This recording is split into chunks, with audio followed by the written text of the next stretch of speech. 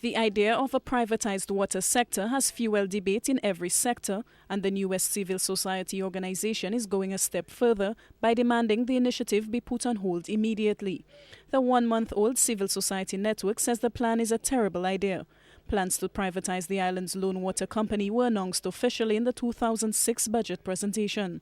The organization's communications manager, Andrew Antoine, says it is the same government that promised St. Lucians to fight any privatization plans by the St. Lucia Labour Party. In his budget address, he made a statement to the effect that the privatization of the water sector is imminent and that we would have the water sector privatized. In fact, the government would privatize the water sector before September. And we thought, but what is happening? Isn't that the same government, when in opposition, vehemently opposed this idea of water privatization then being mooted by the former government? At present, the water and sewage company is unable to meet the demand for water.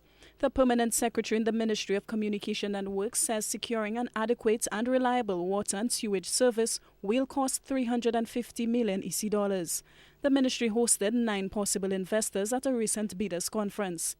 At that time, Benny Manuel said government invited the private sector to participate in providing water services as the public budgets cannot support such an investment program. The whole intention of the public-private partnership of the water sector is to bring in both capital and expertise into the water sector that will result in the expansion of the water services, water and sewage services that is.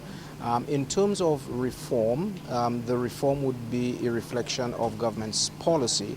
But remember, we're really talking now of ensuring the sustainability and improvement in the water services sector in general.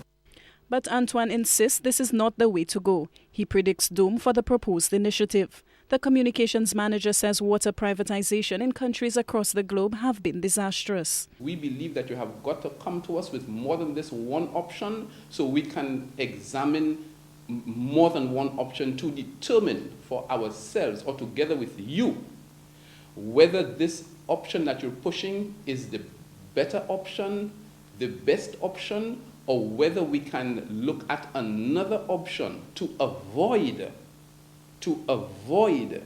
the type of headache, the type of disasters that have followed where these transnational companies together with the World Bank have gone into the privatization of the water sector in other parts of the world. WASCO is reportedly over $100 million in debt. The new public-private partnership company is expected to be finalized by January 2009. The civil society network will launch an intense public awareness campaign to combat the initiative, starting with a public meeting on the Castries market steps next week. Alison Kentish, HTS News, Channel 4.